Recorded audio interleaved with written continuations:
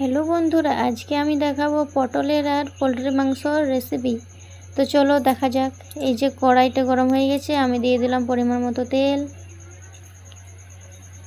তোমরা কিন্তু পুরো ভিডিওটা দেখবে, মিস করলে গোটাই মিস করবে। এটা কিন্তু একদম খাসি মাংস স্বাদের মতন হবে। তো বন্ধুরা, এই যে দেখো পাঁচফোড়ন দিয়ে দিলাম। পাঁচফোড়নটা গরম হয়ে গেছে। এবারে আমি আলু আর যে কেটে রাখা ছিল আমি মিক্স করে দিয়ে দিলাম। একটু ভালো করে ভেজে নেব। এই যে দেখছো ভালো করে একটু ভেজেছি। তো গাইস, এই যে দেখছো ভাজা হয়ে গেলো, আমার লাল লাল হয়ে এসছে। এই যে পুরো ভাজা হয়ে গেছে। এবার পরিমাণ মতো নুন দিয়ে দিলাম। যতক্ষণ না ভাজায় নুন দিয়ে যাবে না। আর গাইস, এখানে আছে আমার মশলা, তার সাথে দিয়ে দিলাম অল্প হলুদ গুঁড়ো, একটু ধনে গুঁড়ো দিয়ে দিলাম। একটু ভালো করে মিক্স করে নেবো। তো গাইস দেখো কত সুন্দর একটা গন্ধ আসছে মশলা কষা।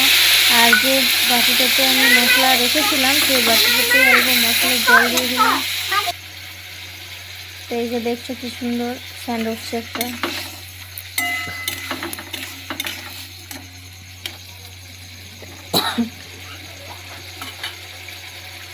তো গাইস, এই যে দেখো খুব সুন্দর একটা স্যান্ড এসছে।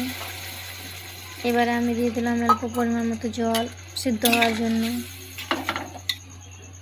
ভালো করে মিক্স করে নিলাম।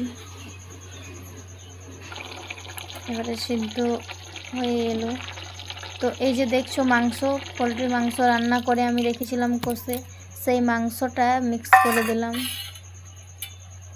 যেন ভালো করে মিক্স হয়ে যায়। তারপরে এটা পুরো একদম সিদ্ধ হয়ে যাবে। আলুটা সিদ্ধ হয়ে গেল, রান্না হয়ে গেল।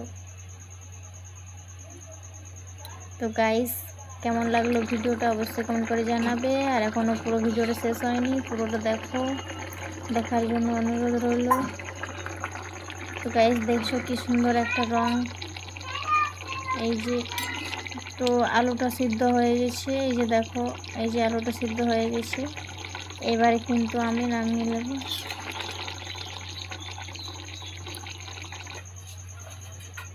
তো গাইস, আমার রান্না হয়ে গেছে। ভিডিওটা কেমন লাগলো অবশ্যই কমেন্ট করে জানাবে। আর এই রান্নাটা অবশ্যই বাড়িতে করবে, কারণ এই রান্নাটা হলো একদম নতুন রান্না। আর এটা একদম খাসি মাংসর মতো।